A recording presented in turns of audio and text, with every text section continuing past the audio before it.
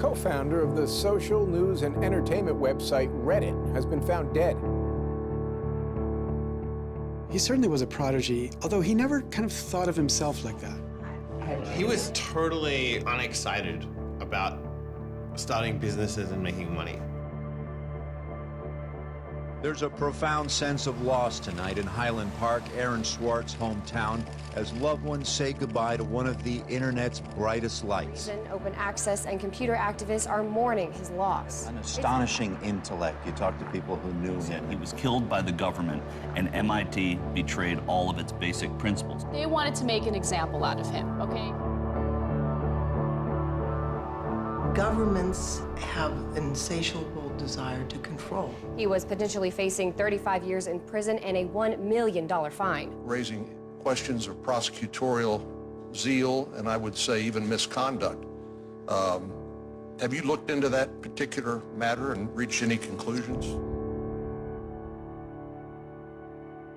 Growing up, I slowly had this process of realizing that all the things around me that people had told me were just the natural way things were, the way things always would be, they weren't natural at all. They were things that could be changed, and they were things that, more importantly, were wrong and should change. And once I realized that, there was really kind of no going back.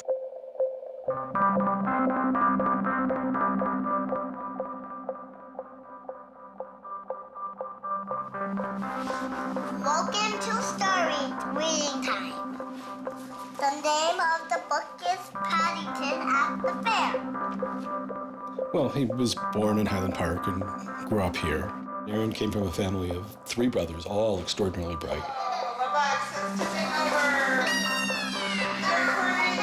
So we were all, not the best behaved children and, 3 boys running around all the time, causing trouble. Hey, no. Aaron, what? But I've come to the realization Aaron learned how to learn at a very young age. 1, 2, 3, 4, 5, 6, 7, 8, 9, 10. Knock, knock. Who's there? Aaron. Aaron who? Aaron, funny man. He knew what he wanted, and he always wanted to do it. He always accomplished what he wanted. His curiosity was endless. Here's a little picture of what's a planet sign. And each planet has a symbol. Mercury symbol, Venus symbol, Earth symbol, Mars symbol, Jupiter symbol. One day he said to Susan, "What's this free family entertainment in downtown Highland Park?" Free family entertainment downtown Highland Park. He was 3 at the time, and she said, "What are you talking about?" And he said, "Look, it says here on the refrigerator, free family entertainment in downtown Highland Park." And so she was floored and astonished that he could read. It's called My Family Seder. The Seder night is different from all other nights. I remember once we were at the University of Chicago Library. I pulled a book off the shelf that was from like 1900 and showed him and said, this is really just an extraordinary place. We all were curious children, but Aaron really liked learning and really liked teaching. And today we're going to learn the ABCs backwards. Z, Y, X, W, V, U, T. I remember he came home from his first algebra class, and he was like, "Noah, let me teach you algebra." And I'm like, "What is algebra?" And he was always like that. Now you press the click button. There, now it's got that. Now it's in pink. When he was about 2 or 3 years old, and Bob introduced him to computers, and he just took off like crazy on them. Go fast at 102 ABC. We all had computers, but Aaron really took to them, really took to the internet. Working at the computer? Mommy, why is nothing working? He started programming from a really young age. I remember the first program that I wrote with him was in BASIC, and it was a Star Wars trivia game. He sat down with me in the basement where the computer was for hours programming this game.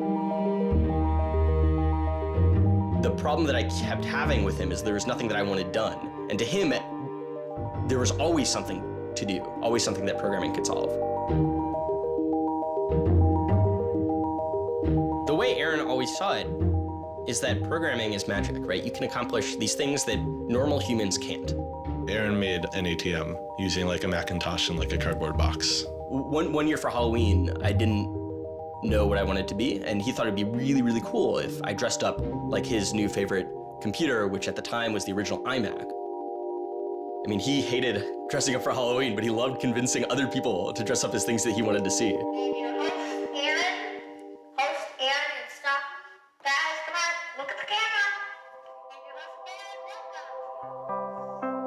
He made this website called The Info, where people can just fill in information. Like, I'm sure someone out there knows all about gold leafing. Why don't they write about that on this website? And then other people could come at a later point and read that information and edit the information if they thought it was bad. Not too dissimilar from Wikipedia, right? And this was before Wikipedia had begun, and this was developed by a 12-year-old in his room by himself, running on, this tiny server using ancient technology. And one of the teachers responds like, "This is a terrible idea. You can't just let anyone author the encyclopedia. The whole reason we have scholars is to write these books for us. How could you ever have such a terrible idea?" Me and my other brother would be like, "Oh, yeah, Wikipedia is cool, but we had that in our house like 5 years ago." Aaron's website, theinfo.org, wins a school competition hosted by the Cambridge-based web design firm Ars Digita. We all went to Cambridge for when he won the Ars Digita Prize. And, we had no clue what Aaron was doing. It was obvious that the prize was really important. Aaron soon became involved with online programming communities, then in the process of shaping a new tool for the web. He comes up to me, it's like, "Ben, there's this really awesome thing that I'm working on. You need to hear about it." I'm like, "Yeah, what is it?" He says, "It's this thing called RSS." And he explains to me what RSS is. I'm like, why is that useful, Aaron? Is any site using it? Why would I want to use it? There was this mailing list for people who were working on RSS and XML more generally. And there was a person on it named Aaron Swartz who was combative but very smart and who had lots of good ideas. And he didn't ever come to the face-to-face meetings. And they said, when are you going to come out to one of these face-to-face meetings? And he said, I don't think my mom would let me. I'm 14, I just turned 14. And so their first reaction was, well, this colleague we've been working with all year was 13 years old while we were working with him, and he's only 14 now. And their second reaction was, Christ, we really want to meet him. That's extraordinary. He was part of the committee that drafted RSS. What he was doing was to help build the plumbing for modern hypertext. And the piece that he was working on, RSS, was a tool that you can use to get summaries of things that are going on in other web pages. Most commonly, you would use this for a blog. You might have 10 or 20 people's blogs you want to read. You use their RSS feeds, these summaries of what's going on those other pages, to create a unified list of all the stuff that's going on. Aaron was really young, but he understood the technology and he saw that it was imperfect and looked for ways to help make it better.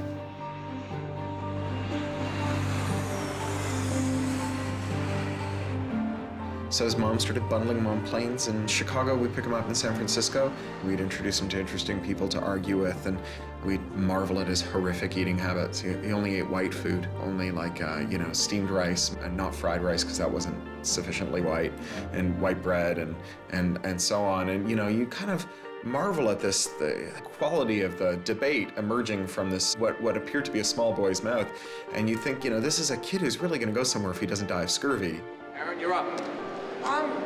I think the difference is that now you can't make companies, like Doc was saying. You can't have companies that just, let's sell dog food over the internet, let's sell dog food over cell phones. But there's still a lot of innovation going on. I think if you don't see the innovation, maybe your head is in the sand. He takes on this alpha nerd personality where he's sort of like, I'm smarter than you, and because I'm smarter than you, I'm better than you, and I can tell you what to do. It's an extension of him being kind of like a twerp. So you aggregate all these computers together and now they're solving big problems like searching for aliens and trying to cure cancer. First met him on IRC, on Internet Relay Chat. He didn't just write code. He also sort of got people excited about solving problems. He was a connector. The free culture movement has had a lot of his energy. I think Aaron was trying to make the world work. He was trying to fix it. He had a very kind of strong personality that definitely ruffled feathers at times. It wasn't necessarily the case that he was always comfortable in the world, and the world wasn't always comfortable with him. Aaron got into high school and was really just sick of school. He didn't like it.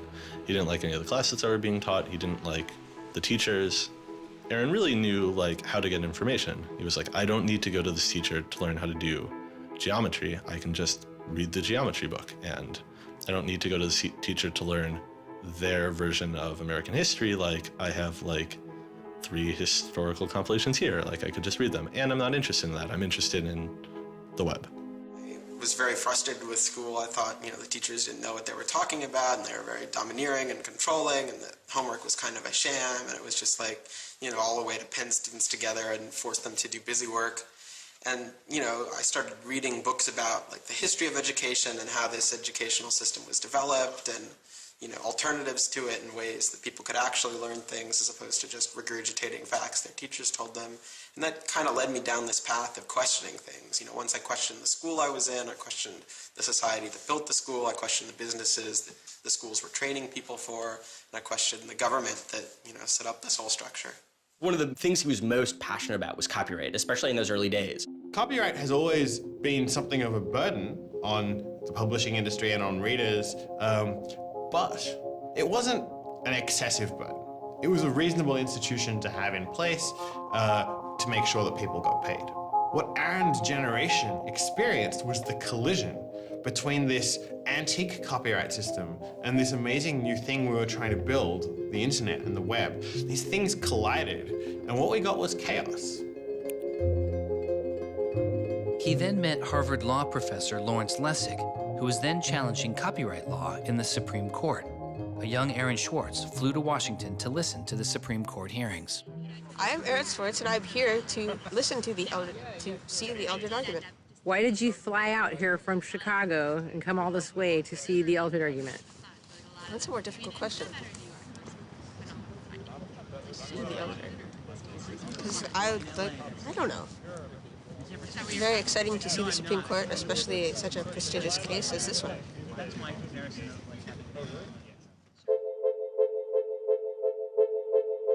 Lessig was also moving forward with a new way to define copyright on the internet. It was called Creative Commons. So the simple idea of Creative Commons is to give people, creators, a simple way to mark their creativity with the freedoms they intended to carry. So if copyright is all about all rights reserved, then this is a kind of some rights reserved model. It's I want a simple way to say to you, here's what you can do with my work, even if there are other things which you need to get my permission before you could do. And Aaron's role was the computer part. How do you architect the licenses so they would be simple and understandable and expressed in a way that machines could process it? And people are like, why do you have this, 15-year-old kid writing the specifications for the Creative Commons? Don't you think that's a huge mistake? And Larry's like, the biggest mistake we would have is not listening to this kid. He's not even tall enough to get over the podium, and it wasn't these movable podiums, so it was this embarrassing thing where once he put his screen up, nobody could see his face. When you come to our website here, and you go to choose license, it gives you this list of options, it explains what it means, and you fill out 3 simple questions. Do you want to require attribution? Do you want to allow commercial uses of your work? Do you want to allow modifications of your work? I was floored, just completely flabbergasted that these adults regarded him as an adult. And Aaron stood up there in front of a whole audience full of people and just started talking about the platform that he'd created for Creative Commons. And they were all listening to him. I was sitting at the back thinking, he's just a kid. Why are they listening to him? But they did. Well, I don't think I comprehended it fully. Though critics have said it does little to ensure artists get paid for their work, the success of Creative Commons has been enormous. Currently on the website Flickr alone, over 200 million people use some form of Creative Commons license. He contributed through his technical abilities, and yet it was not simply a technical matter to him. Aaron often wrote candidly in his personal blog. I think deeply about things, and I want others to do likewise. I work for ideas and learn from people. I don't like excluding people. I'm a perfectionist, but I won't let that get in the way of publication. Except for education and entertainment, I'm not going to waste my time on things that won't have an impact. I try to be friends with everyone, but I hate it when you don't take me seriously. I don't hold grudges. It's not productive, but I learn from my experience. I want to make the world a better place.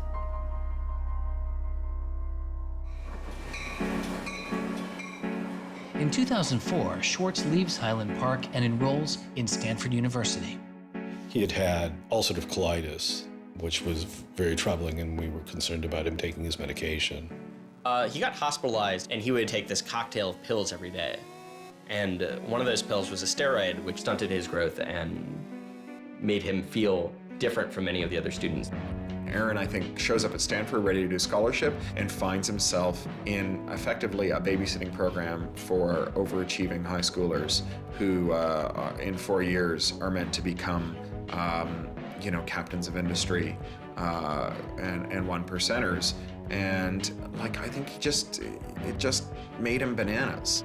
In 2005, after only 1 year of college, Swartz was offered a spot at the new startup incubation firm called Y Combinator, led by Paul Graham.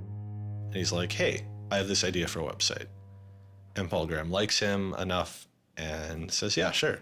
So Aaron drops out of school, moves to this apartment. So this used to be Aaron's apartment when he moved here. I have vague memories of my father telling me how difficult it was to get a lease because Aaron had no credit and he dropped out of college. Aaron lived in what's now the living room, and some of the posters are left over from when Aaron lived here.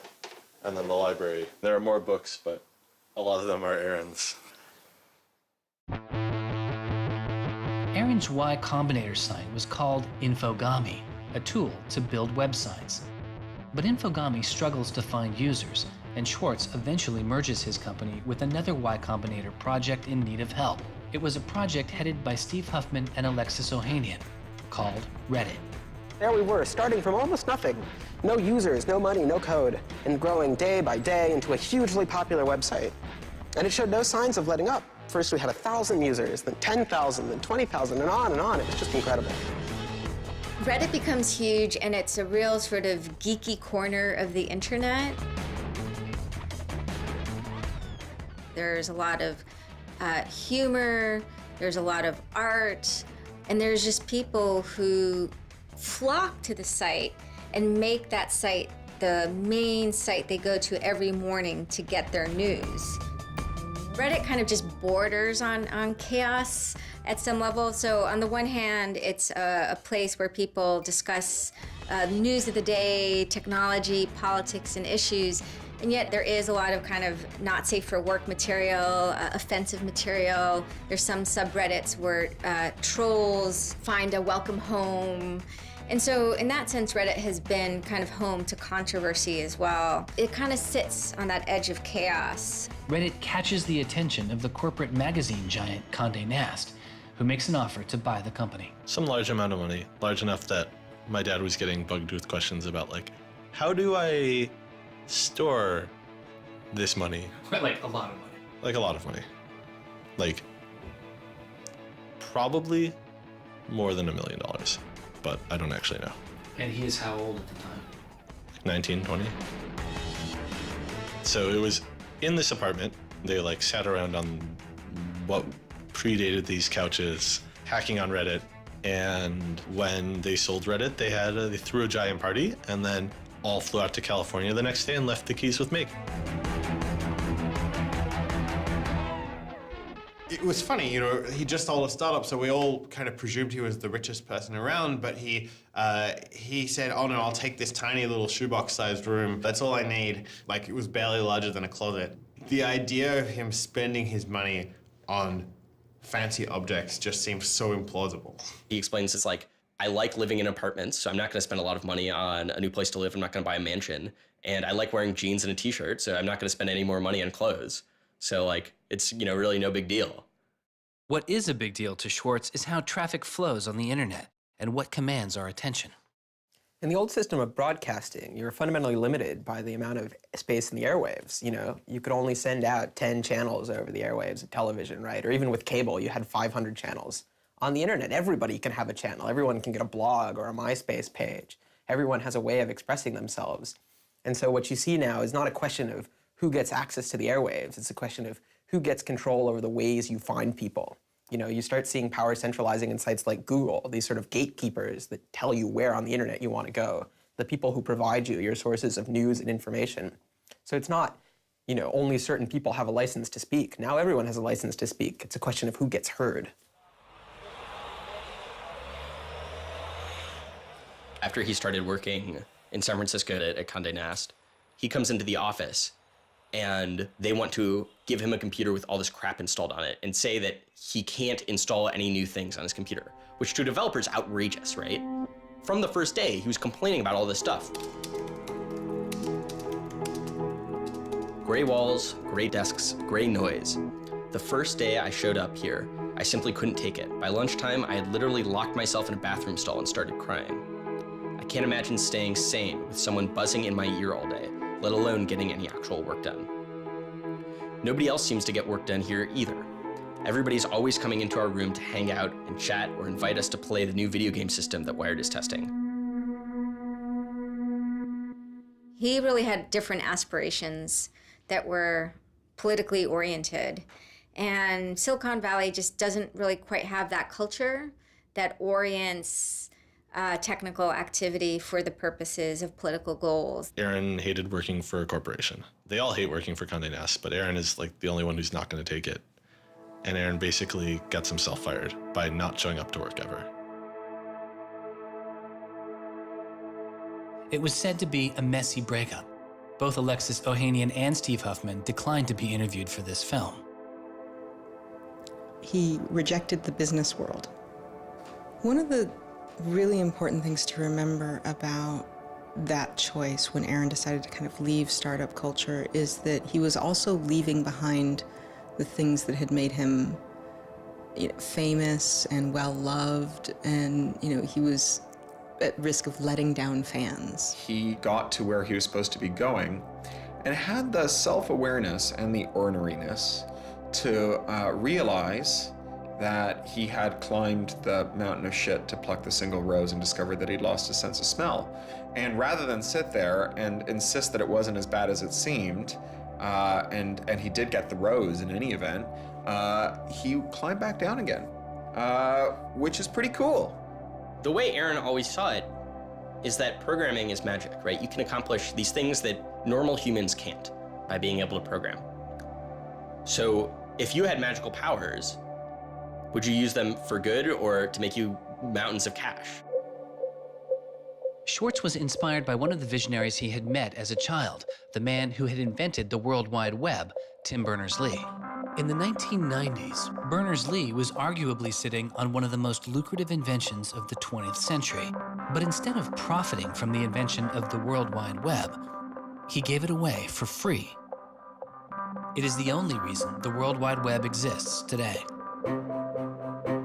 Aaron is certainly deeply influenced by Tim. Tim is certainly a very prominent early internet genius who doesn't in any sense cash out. He's not at all interested in how he's going to figure out how to make $1 billion.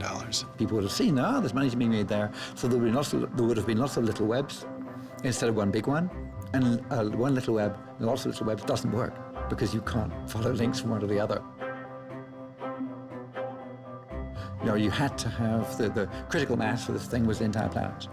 So it's not going to work unless the whole planet can get on board.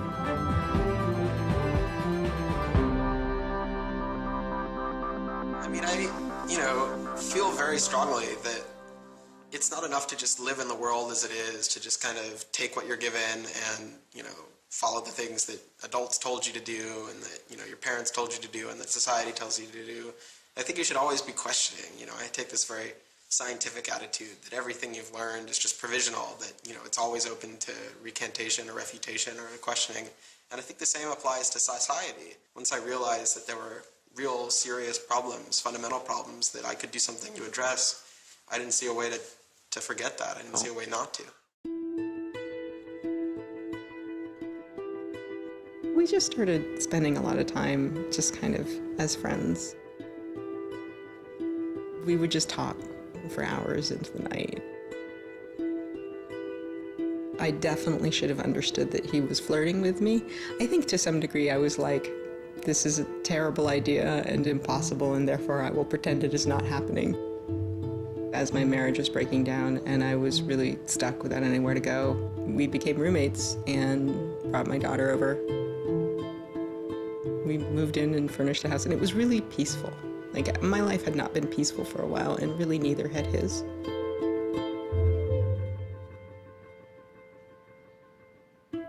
We were extremely close from the beginning of our romantic relationship. We were in constant contact, but we're both really difficult people to deal with. In a very Ally McBeal discussion, he confessed he had a theme song, and I made him play it for me. It was Extraordinary Machine by Fiona Apple. I think it was just that sense of kind of being a little bit embattled that the song has.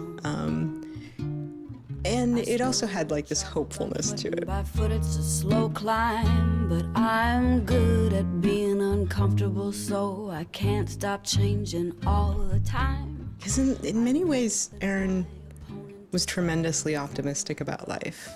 Even when he didn't feel it, he could be tremendously optimistic about life. Extraordinary machine. What are you doing? Flickr has video now. Swartz threw his energy into a string of new projects involving access to public information, including an accountability website called watchdog.net and a project called the Open Library. So the Open Library project is a website that you can visit at openlibrary.org. And the idea is to be a huge wiki, an editable website with one page per book. So for every book ever published, we want to have a web page about it that combines all the information from publishers, from booksellers, from libraries, from readers onto one site, and then gives you links where you can buy it, you can borrow it, or you can browse it. I love libraries. You know, I'm the kind of person who goes to a new city and immediately seeks out the library. So that's the dream of Open Library, is building this website where both you can leap from book to book, from person to author, from subject to idea, go through this vast tree of knowledge that's been embedded and lost in big physical libraries that's hard to find, that's not very well accessible online, is really important because books are a cultural legacy. You know, books are the place people go to write things down, and to have all that swallowed up by one corporation is kind of scary. How can you bring public access to the public domain? It may sound obvious that you'd have public access to the public domain, but in fact, it's not true.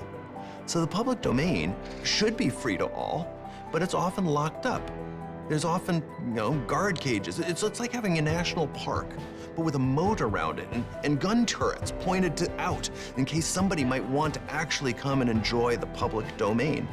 One of the things Aaron was particularly interested in was bringing public access to the public domain. This is one of the things that got him into so much trouble. I had been trying to get access to federal court records in the United States.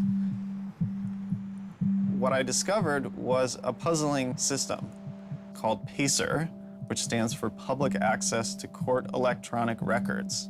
I started Googling, and that's when I ran across Carl Malamud. Access to legal materials in the United States is a $10 billion per year business. PACER is just this incredible abomination of government service. It's 10 cents a page.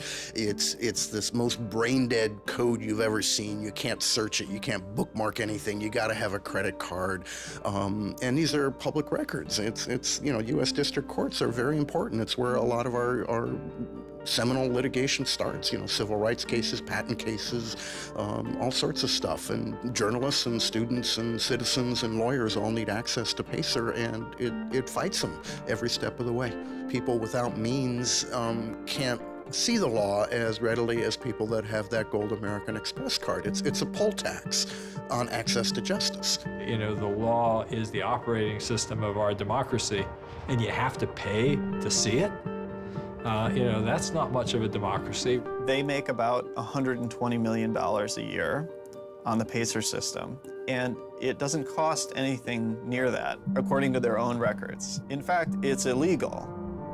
The E-Government Act of 2002 states that the courts may charge only to the extent necessary in order to reimburse the costs of running PACER.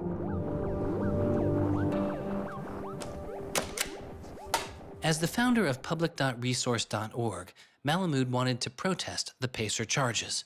He started a program called the PACER Recycling Project, where people could upload PACER documents they had already paid for to a free database so others could use them. The PACER people were getting a lot of flack from Congress and others about public access. And so they put together this system. In 17 libraries across the country, there was free PACER access. That's one library every 22,000 square miles, I believe. So it wasn't like really convenient. I encouraged volunteers to join the so-called thumb drive corps and download docs from the public access libraries, upload them to the PACER recycling site. People take a thumb drive into one of these libraries and they download a bunch of documents and they send them to me. And nothing, it was just a joke. In fact, when you clicked on thumb drive core, there was a Wizard of Oz, the Munchkins singing, so a little video clip came up. We represent the lollipop guild. But of course, I get this phone call from Steve Schultz and Aaron saying, gee, we'd like to join the thumb drive corps. Around that time, I ran into Aaron at a conference. This is something that really has to be a collaboration between a lot of different people. So I approached him and I said, hey, I'm thinking about an intervention on the PACER problem. Schultz had already developed a program that could automatically download PACER documents from the trial libraries. Swartz wanted to take a look. So I showed him the code. And I didn't know what would come next, but as it turns out, over the course of the next few hours at that conference, he was off sitting in a corner, improving my code, recruiting a friend of his that lived near one of these libraries to go into the library and to begin to test his improved code, at which point the folks at the courts realized something's not going quite according to plan. And data started to come in and come in and come in, and soon there were 760 gigabytes of PACER docs, about 20 million pages. Using information retrieved from the trial libraries, Swartz was conducting massive, automated parallel downloading of the PACER system. He was able to acquire nearly 2.7 million federal court documents, almost 20 million pages of text. Now, I'll grant you that 20 million pages had perhaps exceeded the expectations of the people running the Pilot Access Project, but surprising a bureaucrat isn't illegal. Aaron and Carl decided to go talk to the New York Times about what happened. They also caught the attention of the FBI, who began to stake out Schwartz's parents' house in Illinois. But I get a tweet from his mother saying, call me. It's like, oh my God, what the hell's going on here? And so I finally got a hold of Aaron, and Aaron's mother was like, oh my God, FBI, FBI, FBI. An FBI agent drives down our home's driveway trying to see if Aaron is in his room. And I remember being home that day and wondering why this car was driving down our driveway and just driving back out. I was like, that's weird. 5 years later, I read this FBI file and I'm like, oh my goodness. That was the FBI agent in my driveway. He was terrified. He was totally terrified. He was way more terrified after the FBI actually called him up on the phone and tried to sucker him into coming down to a coffee shop without a lawyer. He said he went home and laid down on the bed and was shaking. The downloading also uncovered massive privacy violations in the court documents. Ultimately, the courts were forced to change their policies as a result. And the FBI closed their investigation without bringing charges. To this day, I find it remarkable that anybody, even at the most remote podunk field office of the FBI, thought that a fitting use for taxpayer dollars was investigating people for criminal theft on the grounds that they had made the law public. How can you call yourself a lawman and think that there can possibly be anything wrong in this whole world with making the law public? Aaron was willing to put himself at risk for the causes that he believed in. Bothered by wealth disparity, Swartz moves beyond technology and into a broader range of political causes. I went into Congress and I invited him to come and hang out and intern for us for a while so that he could learn, the political process. He was sort of learning about a new community, a new set of skills, and kind of learning to hack politics. It seems ridiculous that miners should have to hammer away until their whole bodies are dripping with sweat, faced with the knowledge that if they dare to stop, they won't be able to put food on the table that night, while I get to make larger and larger amounts of money each day just by sitting and watching TV. But apparently the world is ridiculous. So I co-founded a group called the Progressive Change Campaign Committee, and what we try and do is we try and organize people over the internet who care about progressive politics and moving the country in a more progressive direction to kind of come together, join our email list, join our campaigns, and help get progressive candidates elected all across the country. The group is responsible for igniting the grassroots effort behind the campaign to elect Elizabeth Warren to the Senate. He might have thought it was a dumb system, but he came in and he said, I need to learn this system because it can be manipulated like any social system. But his passion for knowledge in libraries didn't take a back seat. Aaron began to take a closer look at institutions that publish academic journal articles. By virtue of being students at a major U.S. university, I assume that you have access to a wide variety of scholarly journals. Pretty much every major university in the United States pays these sort of licensing fees to organizations like JSTOR and Thomson and ISI to get access to scholarly journals that the rest of the world can't read. These scholarly journals and articles are essentially the entire wealth of human knowledge online, and many have been paid for with taxpayer money or with government grants. But to read them, you often have to pay again, handing over steep fees to publishers like Reed Elsevier. These licensing fees are so substantial that people who are studying in India instead of studying in the United States don't have this kind of access. They're locked out from all of these journals. They're locked out from our entire scientific legacy. I mean, a lot of these journal articles, they go back to the Enlightenment. Every time someone has written down a scientific paper, it's been scanned and digitized and put in these collections. That is a legacy that has been brought to us by the history of people doing interesting work, the history of scientists.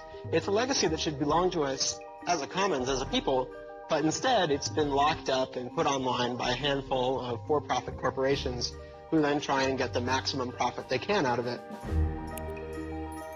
So a researcher paid by the university or the people publishes a paper, and in the very, very last step of that process, after all the work is done, after all the original research is done, the thinking, the lab work, the analysis, after everything is done at that last stage, then the researcher has to hand over his or her copyright to this multi-billion-dollar company.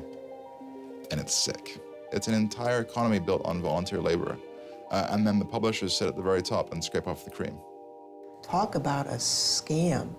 One publisher in Britain made a profit of $3 billion last year. I mean, what a racket.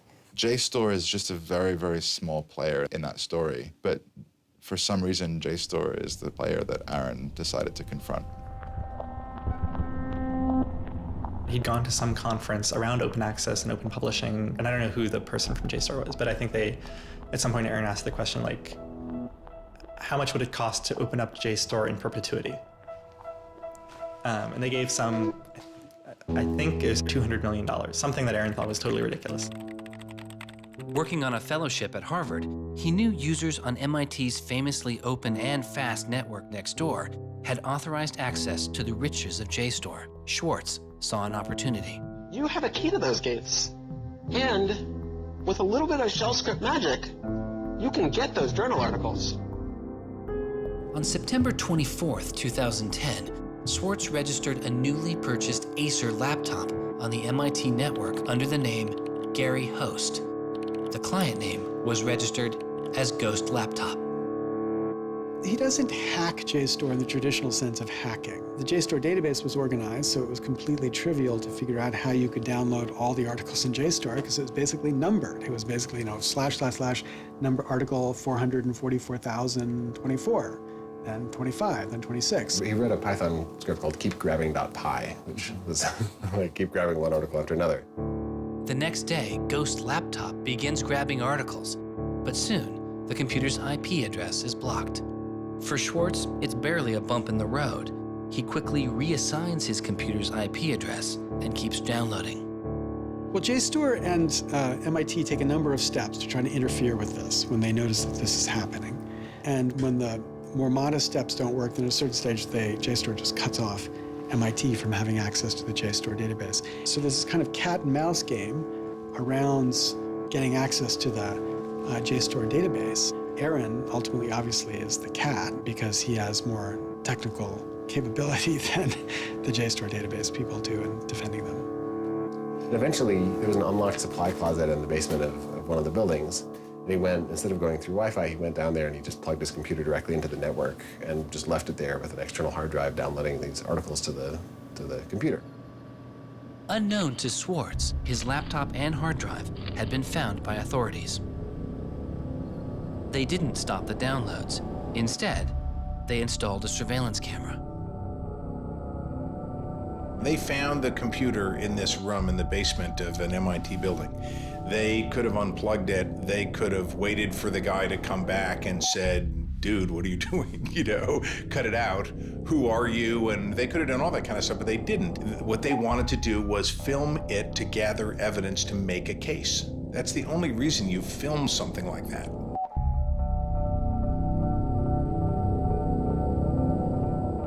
At first, the only person caught on the glitchy surveillance camera was using the closet as a place to store bottles and cans.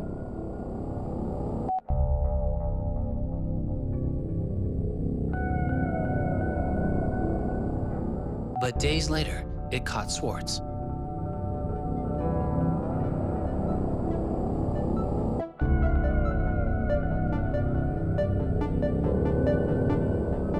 Swartz is replacing a hard drive.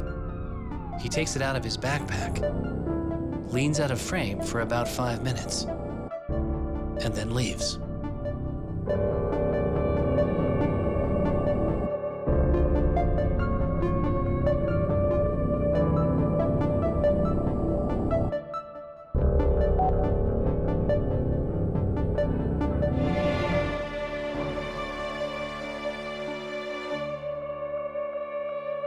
And then they organized a stakeout where as he was biking home from MIT, these cops came out from either side of the road or something like that and started going after him. He describes that he was pressed down and assaulted by the police. He tells me that it's unclear that they were police that were after him. He thought that someone was trying to attack him. He does tell me they beat him up. I was just devastated. The notion of any kind of criminal prosecution of anyone in our family or anything was so foreign and incomprehensible, I didn't know what to do. Well, they execute search warrants at Aaron's house, his apartment in Cambridge, and his office at Harvard. 2 days before the arrest, the investigation had gone beyond JSTOR and the local Cambridge police. It had been taken over by the United States Secret Service. The Secret Service began investigating computer and credit card fraud in 1984, but 6 weeks after the attack on 9/11, their role expanded. President Bush used the Patriot Act to establish a network of what they called electronic crimes task forces. The bill before me takes account of the new realities and dangers posed by modern terrorists. According to the Secret Service, they are primarily engaged in activity with economic impact, organized criminal groups, or use of schemes involving new technology. The Secret Service turned Swartz's case over to the Boston U.S. Attorney's Office. There was a guy in the U.S. Attorney's Office who had the title head of the Computer Crimes Division or Task Force. I don't know what else he had going, but you're certainly not much of a computer crimes prosecutor without a computer crime to prosecute. So he jumped on it, kept it for himself, didn't assign it to someone else within the office or the unit, and that's Steve Hyman. Prosecutor Stephen Hyman has been largely out of public view since the arrest of Aaron Swartz, but he can be seen here in an episode of the television show American Greed, filmed around the time of Aaron's arrest. He is describing his previous case against the notorious hacker Alberto Gonzalez, a case that garnered Hyman enormous press attention and accolades. Gonzalez masterminded the theft of over 100 million credit card and ATM numbers, the largest such fraud in history. Here, Hyman, describing Gonzalez, gives his view on the hacker mindset. These guys are driven by a lot of the same things that we're driven by. They have an ego, they like challenge, and of course they like money and everything you can get from money. One of the suspects implicated in the Gonzalez case was a young hacker named Jonathan James. Believing Gonzalez's crimes would be pinned on him, James committed suicide during the investigation. In an early press release describing the government's position in the case of Aaron Swartz, Hyman's boss, U.S. Attorney for the District of Massachusetts Carmen Ortiz, said this: "Stealing is stealing, whether you use a computer command or a crowbar, and whether you take documents, data, or dollars." It's not true. It's obviously not true. I'm not saying it's harmless, and I'm not saying that we shouldn't criminalize stealing of information, but you've got to be much more subtle in trying to figure out exactly which kinds of harms are harmful here. So the thing about a crowbar is every time I break into a place with a crowbar, I do damage. There's no doubt about it. But when Aaron writes a script that says download, download, download 100 times in a second, there's no obvious damage to anybody. If he does that for the purpose of gathering an archive to do academic research on it, there is never any damage to anybody. He wasn't stealing, he wasn't selling what he got or giving it away. He was making a point, as far as I could tell. The arrest took its toll on Swartz. He just wouldn't talk about it. And he's like very stressed. If you thought like the FBI was like going to come to your doorstep any day, anytime you went down the hall, even to do your laundry, and they would break into your apartment because you left the door unlocked, like, I'd be pretty stressed. And it was clear. And so Aaron was always sort of like in like a dour mood.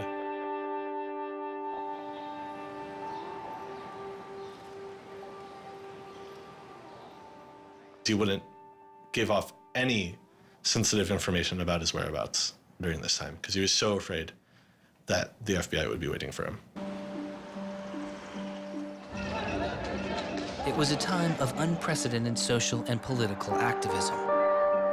Time magazine would later name as their 2011 Person of the Year, the protester. There was a kind of hotbed of hacker activity going on. WikiLeaks had released a trove of diplomatic cables. Manning had been under arrest at the time. It was unknown whether he was the source of the leak. Anonymous, which is a kind of protest ensemble that has a lot of hackers in its ranks, were going on various sprees of sorts. If you compare that to what he did, his stuff should have been left behind for MIT and JSTOR to deal with in a kind of private, professional manner. It should have never gotten the attention of the criminal system. It just didn't belong there.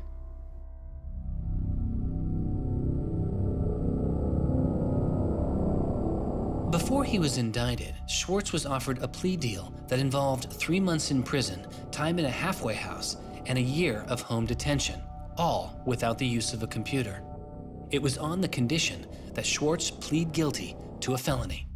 Here we are. We have no discovery, no evidence whatsoever about what the government's case is, and we have to make this immense decision where the lawyer is pushing you to do this, the government is giving you a non-negotiable demand, and you're told that your likelihood of prevailing is small, so whether you're guilty or not, you're better off taking the deal.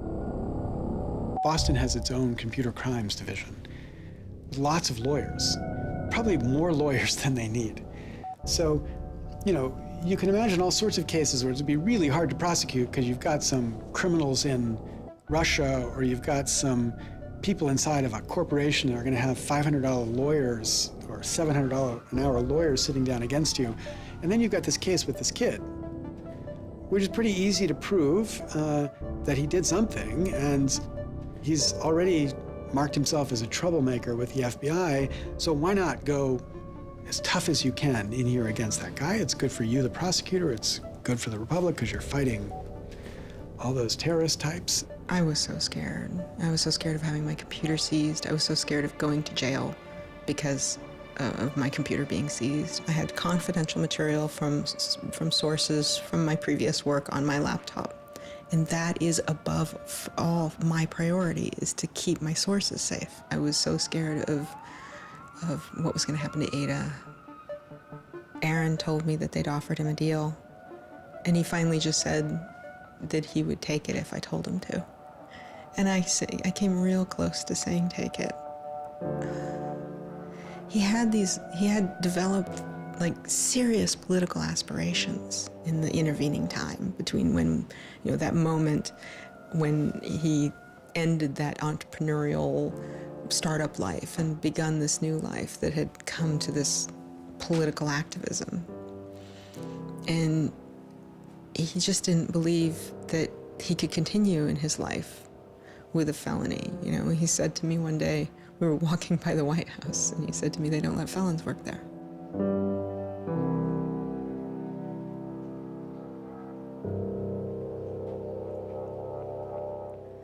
And he really wanted that to be his life.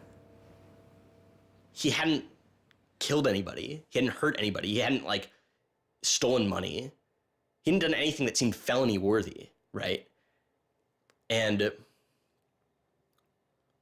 there is this idea that there's no reason that he should be labeled a felon and taken away his right to vote in many states for doing what he did. That's just outrageous. It makes sense for him to be, maybe fined a bunch of money or, asked not to come back to MIT again.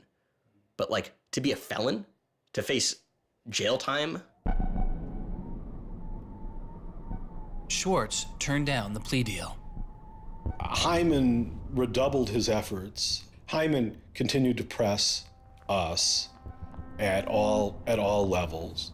Even with the physical evidence seized from Aaron's Acer computer, hard drive, and USB drive, the prosecutors needed evidence of his motives. Why was Aaron Swartz downloading articles from JSTOR, and just what did he plan to do with them? The government claims that he was planning to publish these.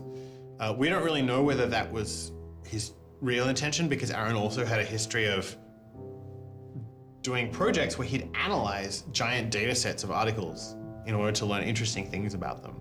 The best evidence for that was that when he was at Stanford, he also had downloaded the whole Westlaw legal database. In a project with Stanford law students, Swartz had downloaded the Westlaw legal database. He uncovered troubling connections between funders of legal research and favorable results. He did this amazing analysis of for-profit companies giving money to law professors who wrote law review articles which were then beneficial to Exxon during an oil spill, right? So it was a very corrupt system of funding, vanity research. Swartz had never released the Westlaw documents. In theory, he could have been doing the same thing about the JSTOR database. That would have been completely okay. If he were, on the other hand, intending to create a competitive service to JSTOR, we're going to set up our own, access to the Harvard Law Review and charge, money for it, then, okay, now it seems like criminal violation because you're commercially trying to exploit this material, but it's kind of crazy to imagine that's what he was doing. So, but then there's the middle case. Well, what if he was just trying to liberate it for all of the developing world? But depending on what he was doing, it creates a very different character to how the law should be thinking about it. The government was prosecuting him as if this was like a commercial criminal violation, like stealing a whole bunch of credit card records. It was that kind of crime. I don't know what he was going to do with that database, but I heard from a friend of his that Aaron had told him he was going to analyze the data for evidence of corporate funding of climate change research that led to biased results. And I totally believe that. I was just told that Steve wanted to talk to me. And I thought, maybe this is a way I could get out of this. Just just exit the situation. And I didn't want to live in fear of having my computer seized. I didn't want to live in fear of having to go to jail on a contempt of court charge if they tried to compel me to decrypt my computer. When they came to me and said, Steve wants to talk to you, that seemed reasonable. They offered Norton what is known as a Queen for a Day letter, or a proffer.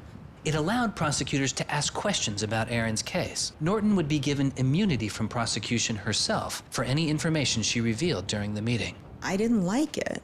I told my lawyers repeatedly that this seemed fishy. I didn't like this. I didn't want immunity. I didn't need immunity. I hadn't done anything. But they were really, really stringent that they did not want me meeting the prosecutor without immunity. But just to be clear, this is a Queen for a Day deal, a proffer. Right, a proffer letter. In which you basically handed information over to them in exchange for protection from prosecution. So it wasn't handing information over. It was, at least that's not how I saw it. It was just having a discussion, having an interview with them. Well, they're asking you questions. They're asking me questions. They can ask about whatever they want. Right. And whatever they learn, I really, right, and I repeatedly tried to go in naked. I repeatedly tried to turn down the proffer letter. I was ill. I was being pressured by my lawyers. I was confused. I was not doing well by this point. I was depressed and I was scared and I didn't understand the situation I was in. I had no idea why I was in this situation. I hadn't done anything interesting, much less wrong. We went out of our minds. Aaron was clearly very distraught about it. We were very distraught about it. Aaron's attorneys were very distraught about it. We tried to get Quinn to change attorneys. I was very unused to being in a room with large men, well-armed, that are continually telling me I'm lying and that I must have done something. I told them that this thing that they were prosecuting wasn't a crime. I told them that they were on the wrong side of history. I used that phrase. I said, you're on the wrong side of history. And they looked bored. They didn't even look angry. They just looked bored. And it began to occur to me that we weren't having the same conversation. I mean, I told them plenty of things about, why people would download journal articles, and eventually, I don't remember what was around it. I mentioned that he'd done this blog post, the Guerrilla Open Access Manifesto. This is the Guerrilla Open Access Manifesto, supposedly written in July 2008 in Italy. Information is power. But like all power, there are those who want to keep it for themselves. The world's entire scientific and cultural heritage, published over centuries in books and journals, is increasingly being digitized and locked up by a handful of private corporations. Meanwhile, those who have been locked out are not standing idly by. You've been sneaking through holes and climbing over fences, liberating the information locked up by the publishers and sharing them with your friends. But all this action goes on in the dark, hidden underground. It's called stealing or piracy, as if sharing a wealth of knowledge were the moral equivalent of plundering a ship and murdering its crew. But sharing isn't immoral, it's a moral imperative. Only those blinded by greed would refuse to let a friend make a copy. There's no justice in following unjust laws. It's time to come into the light and, in the grand tradition of civil disobedience, declare our opposition to this private theft of public culture. The manifesto itself was allegedly written by 4 different people and also edited by Norton. But it was Swartz who had signed his name to it. When it's over, I go immediately to Aaron and tell him everything I can remember about it. And he gets very angry. The things that I'd done shouldn't have added up that way. I hadn't done anything wrong, and everything had gone wrong. But I was never...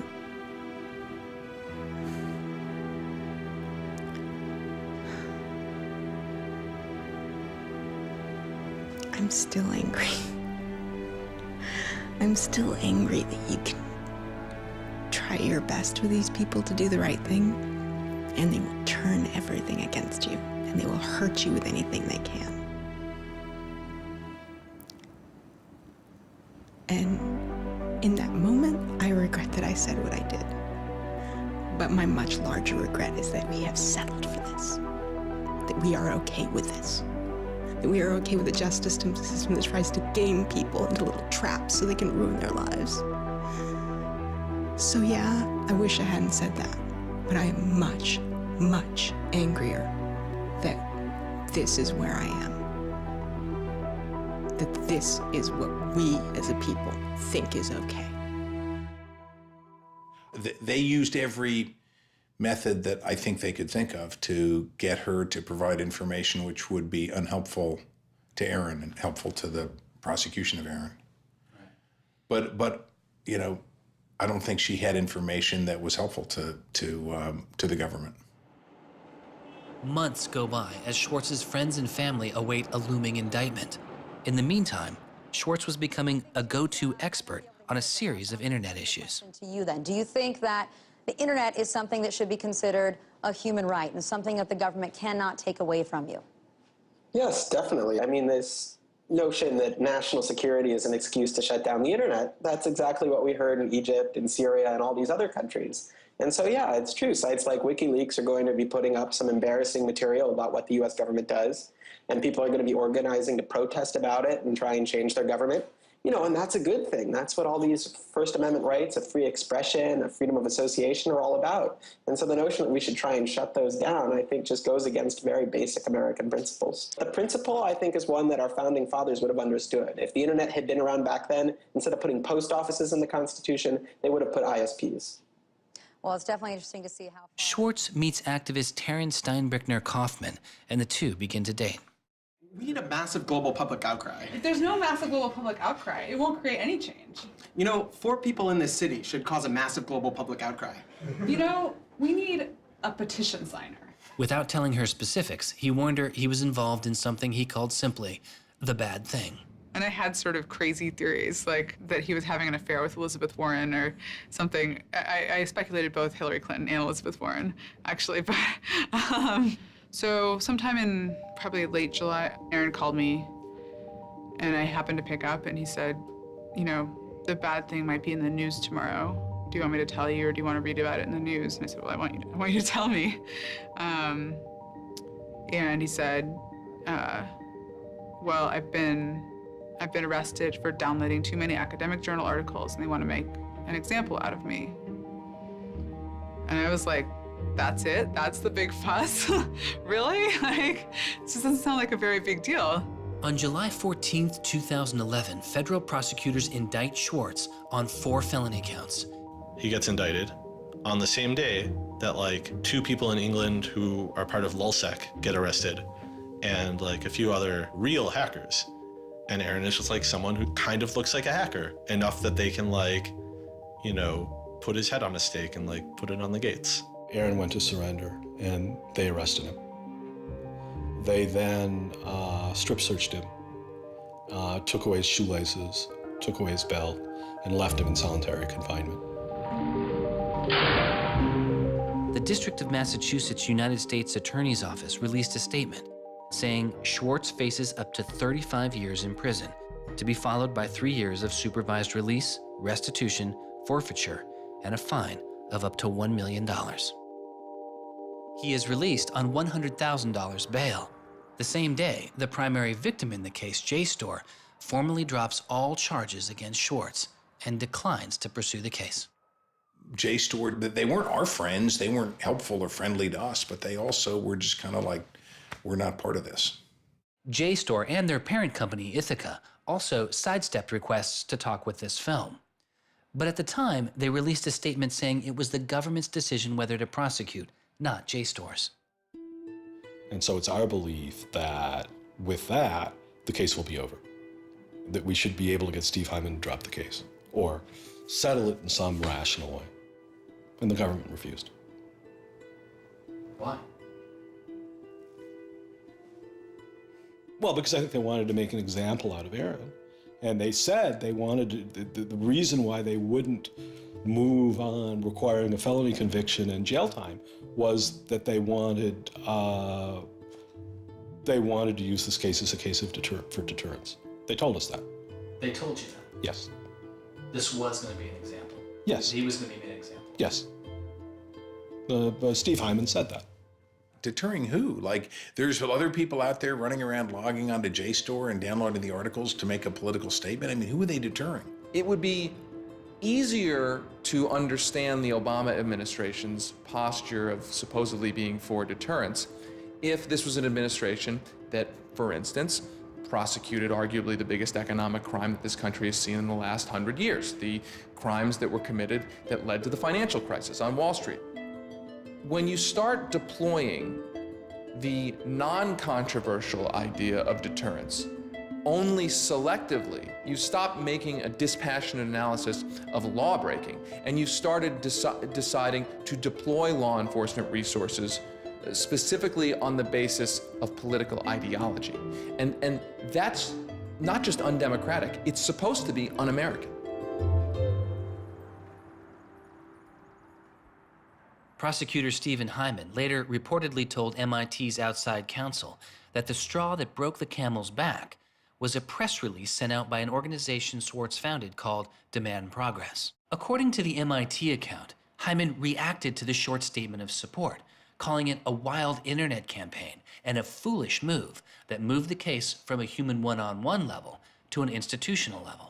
That was a poisonous combination. A prosecutor who didn't want to lose face, who had a political career in the offing maybe, and didn't want to have this come back and haunt them. You spent how many tax dollars arresting someone for taking too many books out of the library and they got your ass handed to you in court? No way. I then moved to try to put pressure on MIT in various ways to get them to go to the government and request the government to stop the prosecution. What is MIT's reaction to that? There doesn't seem to be any reaction from MIT at that point.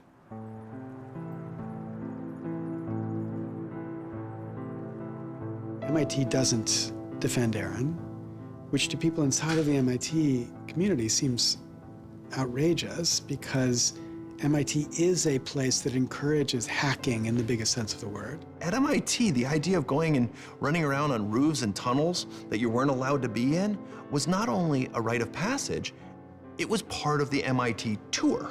And lockpicking was a winter course at MIT.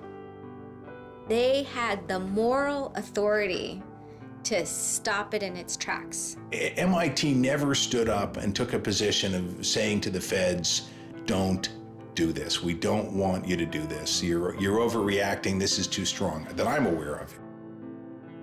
They acted kind of like any corporation would. They helped the government. They didn't help us unless they felt they had to, and they never tried to stop it.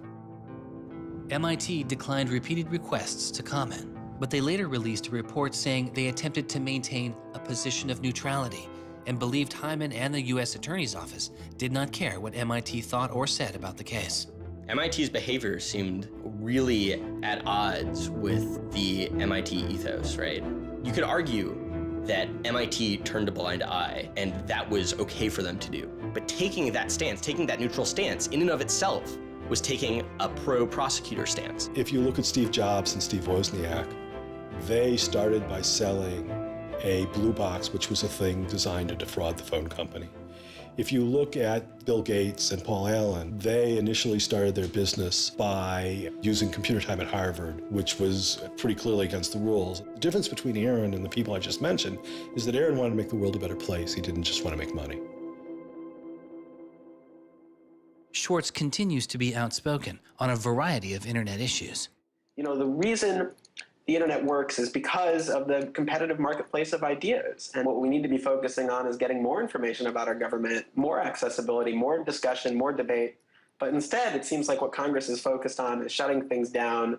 Aaron thought he could change the world just by explaining the world very clearly to people. Flame can literally control your computer and make it spy on you. Welcome, Aaron. Good to have you back on the show here. You know, just like spies used to in olden days, put microphones and tap what people were saying, now they're using computers to do the same things. Schwartz's political activity continues, his attention turning to a bill moving through Congress designed to curb online piracy.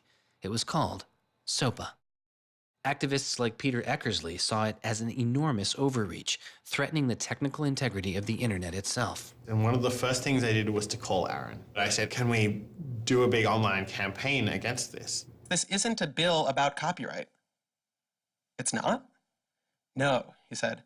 It's a bill about the freedom to connect. Now I was listening. And he thought about it for a while and then said yes. And he went and founded Demand Progress. Demand Progress is an online activism organization. We've got around 1.5 million members now, but started in the fall of 2010. Aaron was one of the most prominent people in a community of people who helped lead organizing around social justice issues at the federal level in this country. SOPA was the bill that was intended to curtail online piracy of music and movies, but what it did was basically take a sledgehammer to a problem that needed a scalpel. If passed, the law would allow a company to cut off finances to entire websites without due process, or even to force Google to exclude their links.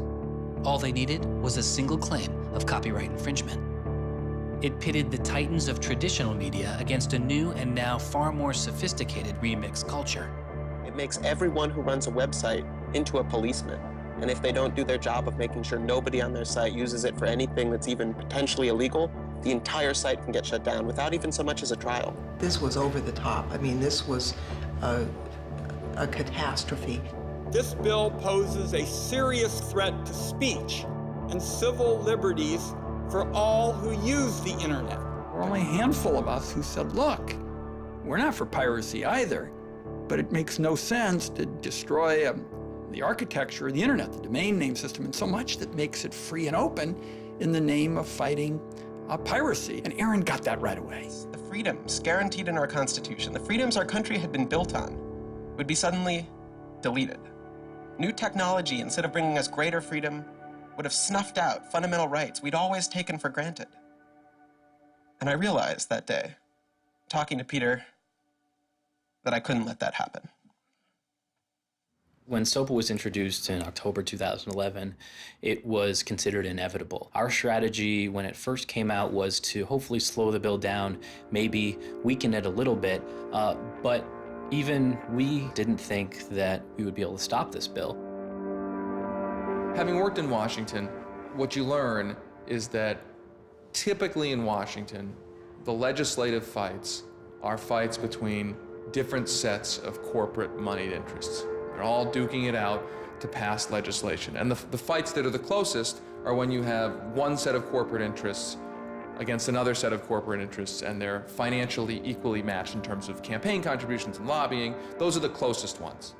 The ones that aren't even fights, typically, are ones where all the money is on one side, all the corporations are on one side, and it's just millions of people on the other side. I haven't seen anything like PIPA and SOPA in all my time in public service. There were more than 40 United States senators on that bill as co-sponsors. So there were already a long, long way to getting the 60 votes to have it clear all the procedural hoops. Even I began to doubt myself. It was a rough period.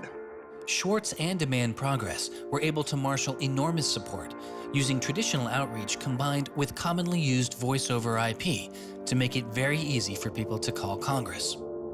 I've never met anybody else who was able to operate at his level, both on the technological side and on the campaign strategy side. Millions of people contacted Congress and signed anti-SOPA petitions.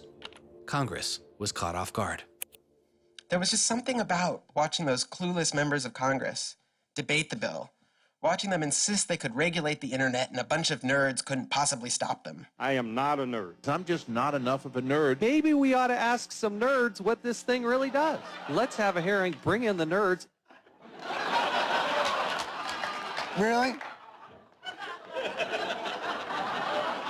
Nerds? You know, I think actually the word you're looking for is experts. To enlighten you so your laws don't backfire and break the internet. We use the term geek, but we're allowed to use that because we are geeks. The fact that it got as far as it did without them talking to any technical experts reflects the fact that there is a problem in this town. I'm looking for somebody to come before this body and testify in a hearing and say, this is why they're wrong.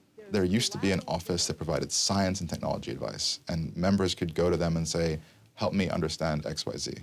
And Gingrich killed it. He said it was a waste of money. Ever since then, Congress has plunged into the dark ages. I don't think anybody really thought that SOPA could be beaten, including Aaron. I think it was worth trying, but it didn't seem winnable. And I remember maybe a few months later, I remember him just turning to me and being like, I think we might win this. And I was like, that would be amazing. Calls to Congress continue.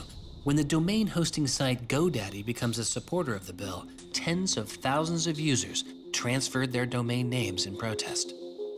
Within a week, a humbled GoDaddy reverses their position on SOPA. When the Congress people that supported the record and movie industries realized that there was this backlash, they kind of scaled the bill back a little bit. You could see the curve happening. You could see that our arguments were starting to resonate. It was like Aaron had been striking a match and it was being blown out. Striking another one was being blown out. And finally he'd managed to catch enough kindling that the flame actually caught, and then it turned into this roaring blaze. On January 16th, 2012, the White House issued a statement saying they didn't support the bill. And then this happened. I'm a big believer that we should be dealing with issues of piracy, and we should deal with them in a serious way. But this bill is not the right bill.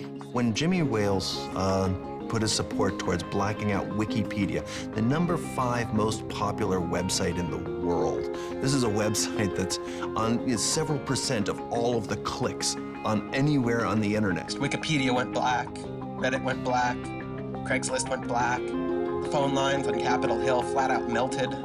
Members of Congress started rushing to issue statements retracting their support for the bill that they were promoting just a couple days ago. Within 24 hours, the number of opponents of SOPA in Congress went from this to this. To see congressmen and senators slowly flip sides throughout the day of the blackout was pretty unbelievable. There was like a 100 representative swing. And that was when, as hard as it was for me to believe, after all this, we had won. The thing that everyone said was impossible, that some of the biggest companies in the world had written off as kind of a pipe dream, had happened. We did it. We won. This is a historic week in internet politics, maybe American politics. The thing that we heard from people in Washington, D.C., from staffers on Capitol Hill was they received more emails and more phone calls on SOPA blackout day than they'd ever received about anything. I think that was an extremely exciting moment. This was the moment when the internet had grown up politically. It was exhilarating because it's hard to believe it actually happened. It's hard to believe a bill with so much financial power behind it didn't simply sail through the Congress. And not only did it not sail through, it didn't pass at all. It's easy sometimes to feel like you're powerless, like when you come out in the streets and you march and you yell and nobody hears you. But I'm here to tell you today, you are powerful. So yeah, maybe sometimes you feel like you're not being listened to, but I'm here to tell you that you are. You are being listened to. You are making a difference. You can stop this bill if you don't stop fighting. Stop PIPA. Stop SOPA. Some of the biggest internet companies, to put it frankly, would benefit from a world in which their little competitors could get censored. We can't let that happen. For him, it was more important to be sure that you made a small change than to play a small part in a big change. But SOPA was like playing a major part in a major change. And so for him, it was kind of this proof of concept, like, okay, what I want to do with my life is change the world.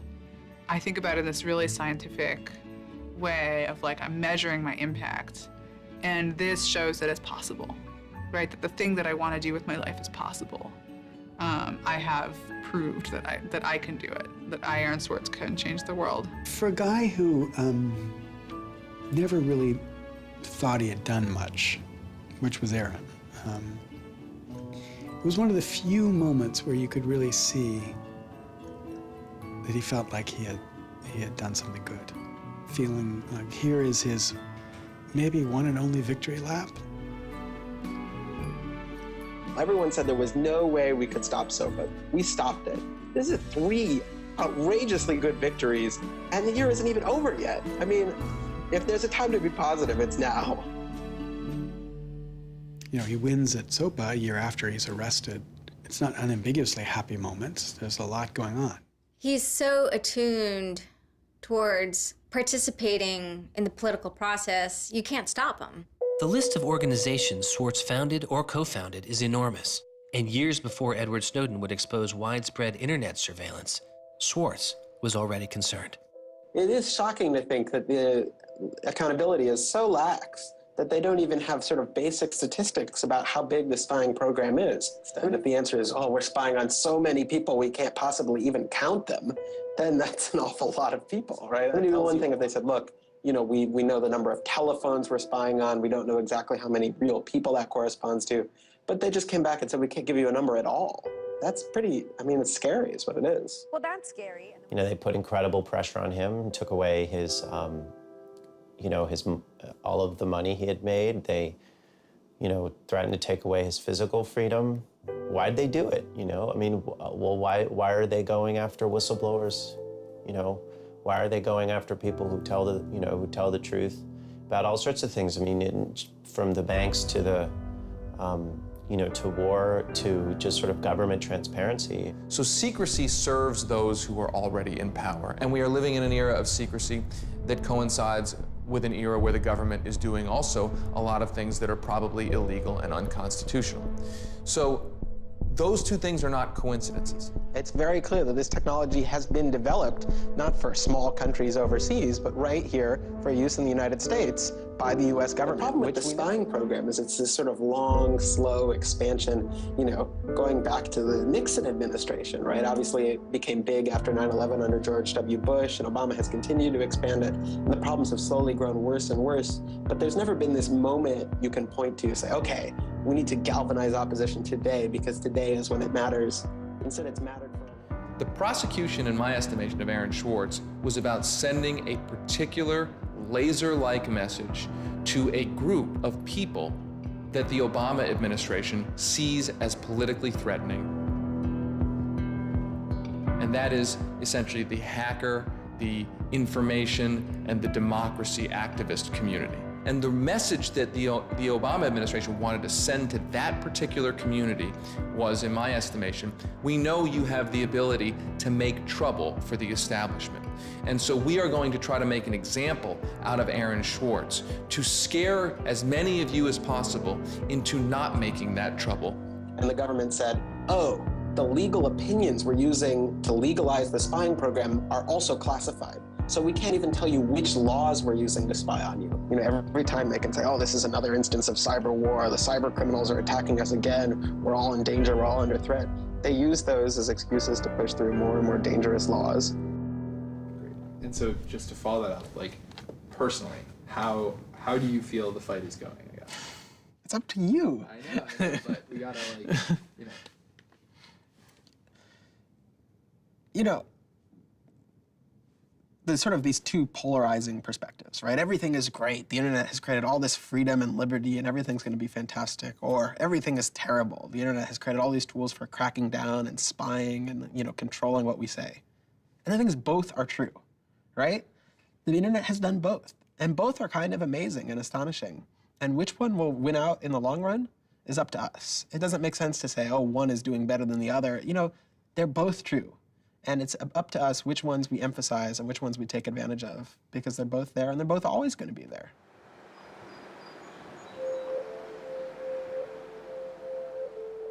On September 12, 2012, federal prosecutors filed a superseding indictment against Swartz, adding additional counts of wire fraud, unauthorized access to a computer, and computer fraud.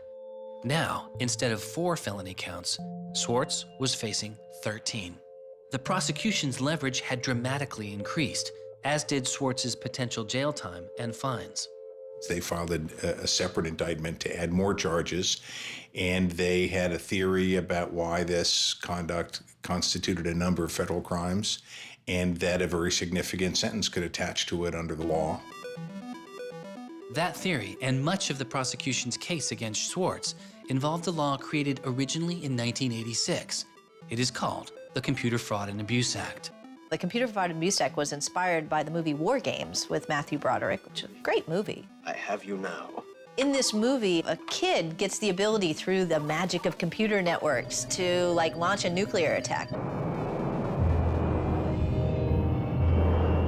You know, that's not actually possible, and it certainly wasn't possible in the 80s, but apparently this movie scared Congress enough to pass the original Computer Fraud and Abuse Act. This is a law that's just behind the times. For example, that penalizes terms of service kinds of arrangements. You can have something like eHarmony or Match.com, and somebody sort of inflates their own personal characteristics, and all of a sudden, depending on the jurisdiction and the prosecutors, they could be in a whole host of troubles. We all know what terms of use are. Most people don't read them, but not abiding by their terms could mean you are committing a felony. The website terms of service often say things like, be nice to each other, or don't do anything that's improper. The idea that the criminal law has anything to say about these kinds of violations, I think strikes most people as crazy. The examples get even more crazy. Until it was changed in March of 2013, the terms of use on the website of Hearst's 17 magazine said you had to be 18 in order to read it. I would say that the way the CFA has been interpreted by the Justice Department, we are probably all breaking the law. Vague and prone to misuse, the CFAA has become a one-size-fits-all hammer for a wide range of computer-related disputes. Though not the only factor in his case, 11 of the 13 charges against Swartz involved the Computer Fraud and Abuse Act. The question why hangs over much of the story of Aaron Swartz. Just what was motivating the government, and what would their case have been? The Department of Justice declined requests for answers, but Professor Oren Kerr is a former prosecutor who has studied the case. So I think I come about this case from a different direction than other people on a number of reasons. I was a federal prosecutor at the Justice Department for 3 years before I started teaching. The government came forward with an indictment based on what crimes they thought were committed, just as a purely lawyers matter, looking at the precedents, looking at the statute, looking at the history, looking at the cases that are out there so far. I think it was a fair indictment based on that. You can debate whether they should have charged this case. There's just a lot of disagreement. Some people are on the open access side, some people are not. I think the government took Swartz's guerrilla open access manifesto very seriously. And I think they saw him as somebody who was committed as a moral imperative to breaking the law to overcome a law that Swartz saw as unjust. And in a democracy, if you think a law is unjust, there are ways of changing that law. There's going to Congress, as Swartz did so masterfully with SOPA. Or you can violate that law in a way to try to nullify that law. And I think what was driving the prosecution was the sense that Swartz was committed not just to breaking the law, but to really making sure that law was nullified, that everyone would have access to the database in a way that you couldn't put the toothpaste back into the tube. It would be done, and Swartz's side would win. There's a big disagreement in society as to whether that is an unjust law, and ultimately that's a decision for the American people to make, working through Congress. And then the second problem is, I think, we're still trying to figure out what's the line between less serious offenses and more serious offenses. We're now entering this different environment of computers and computer misuse, and we don't yet have a really strong sense of exactly what these lines are. So we're just working that out. This is a poor use of prosecutorial discretion. The hammer that the Justice Department has to scare people with it just gets bigger and bigger and bigger. And so most people just, you can't roll the dice with your life like that. Should we tap somebody's phone? Should we film them? Should we turn somebody and get them to testify against these other people? That's how federal agents and prosecutors think. They build cases, they make cases. Swartz was caught in the gears of a brutal criminal justice system that could not turn back. A machine that has made America the country with the highest rate of incarceration in the world. We have in this country allowed ourselves to be captured by the politics of fear and anger. And anything we're afraid of, like the future of the internet and access, and anything we're angry about instinctively creates a criminal justice intervention. And we've used jail, prison, and punishment to resolve a whole host of problems that historically were never seen as criminal justice problems. The impulse to threaten, indict, prosecute, which is part of what has created this debate and controversy over online access and information on the internet, is very consistent with what we've seen in other areas. The one difference is that the people who are usually targeted and victimized by these kinds of criminal and carceral responses are typically poor and minority. Swartz's isolation from friends and family increased. He had basically stopped working on anything else, and the case was, in fact, like taking over sort of his whole life. One of Aaron's lawyers apparently told the prosecutors that he was emotionally vulnerable and that was something that they really needed to keep in mind so that they knew that. It was weighing on him very heavily. He did not like having his actions and his movements restricted in any way. And the threat of jail, which they pounded him with a lot, was terrifying to him. Completely exhausted his financial resources, and it cost us a lot of money also, and he raised a substantial amount of money. So it was, it was in the millions of dollars. The legal defense Yes, was in millions. yes. Yeah, I think he didn't want to be a burden to people. I think that was a factor. Like, I have my normal life, and then I have this shitty thing I have to deal with. And I try to, like, keep the two of them as separate as possible. But they were just beginning to blur together, and everything was becoming shitty. Swartz faced a tough choice that was only getting tougher. Do you admit guilt and move on with your life, or do you fight a broken system? With his legal case, the answer was simple. He rejects the final plea deal, and a trial date is set. Aaron was resolute that he didn't want to knuckle under and accept something that he didn't believe was fair, but I also think he was scared. And I could tell something was wrong, and then I called and I realized what had happened. A co-founder of the social news and entertainment website Reddit has been found dead. Police say 26-year-old Aaron Swartz killed himself yesterday in his Brooklyn apartment. I just thought, we've lost one of the most creative minds of our generation. It was like the whole world fell apart in that moment.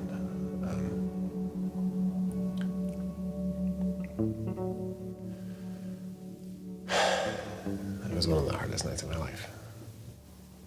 As I kept screaming, I can't hear you. What did you say? I can't hear you. I can't. That's it.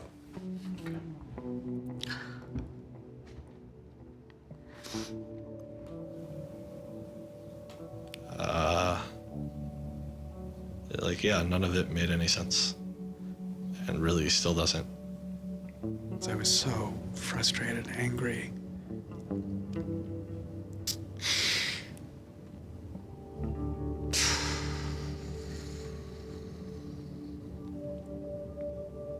I tried to explain it to my kids. My 3-year-old told me that the doctors would fix him.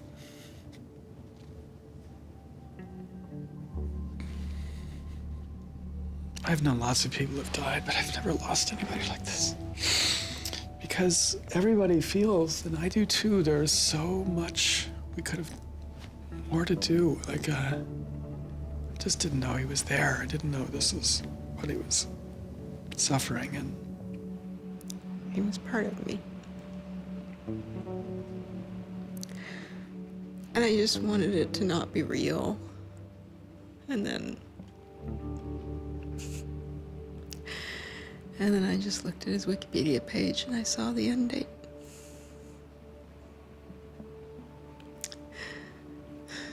To 2013.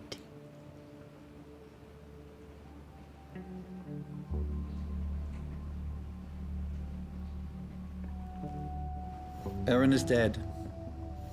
Wanderers in this crazy world, we have lost a mentor, a wise elder. Hackers for right, we're one down. We've lost one of our own. Nurturers, carers, listeners, feeders, parents, all, we have lost a child. Let us all weep.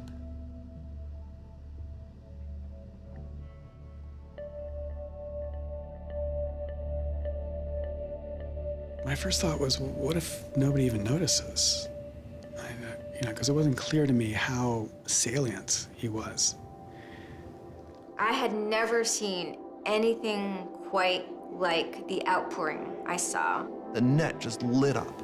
I mean, everyone was trying to explain it in their own way, but I've never seen people grieve on Twitter before. People were visibly grieving online. He was the internet's own boy, and the old world killed him. We are standing in the middle of a time when great injustice is not touched. The architects of the financial meltdown have dinner with the president regularly. In the middle of that time, the idea that this was what the government had to prosecute just seems absurd if it weren't tragic. The question is, can we do something, given what's happened, to make the world a better place? And how can we further that legacy? That's the only question one can ask. All over the world, there were starting to be hackathons, gatherings. Aaron Swartz has, in some sense, brought the best out of us and trying to say, how do we fix this? He was, in my humble opinion, one of the true extraordinary revolutionaries that this country has produced. I don't know whether Aaron was defeated or victorious, but we are certainly shaped by the hand of the things that he wrestled with. When we turn armed agents of the law on citizens trying to increase access to knowledge, we've broken the rule of law, we've desecrated the temple of justice. Aaron Swartz was not a criminal. Change does not roll in on the wheels of inevitability, it comes through continuous struggle. Aaron really could do magic. And I'm dedicated to making sure that his magic doesn't end with his death. He believed that he could change the world, and he was right. Out of the last week and out of today, phoenixes are already rising. Since Swartz's death, Representative Zoe Lofgren and Senator Ron Wyden have introduced legislation that would reform the Computer Fraud and Abuse Act, the outdated law that formed the majority of the charges against Swartz. It's called Aaron's Law. Aaron believed that, you literally ought to be asking yourself all of the time, what is the most important thing I could be working on in the world right now? And if you're not working on that, why aren't you? This is what democracy looks like. We are people. Internet freedom is under attack. What do we do? Stand up like that. Internet freedom is under attack. What do we do? Hey, hey, go home. Our North East has got to go. Hey, hey. I wish we could change the past, but we cannot. But we can change the future, and we must. We must do so for Aaron. We must do so for ourselves. We must do so to make our world a better place, a more humane place, a place where justice works and access to knowledge becomes a human right. So there was a kid back in February from Baltimore, 14 years old, who had access to JSTOR.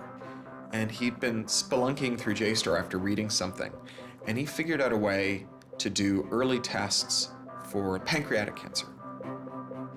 And pancreatic cancer kills the shit out of you because we detect it way too late. By the time we detect it, it's already too late to do anything about it. He sent emails off to the entire oncology department at Johns Hopkins, hundreds of them.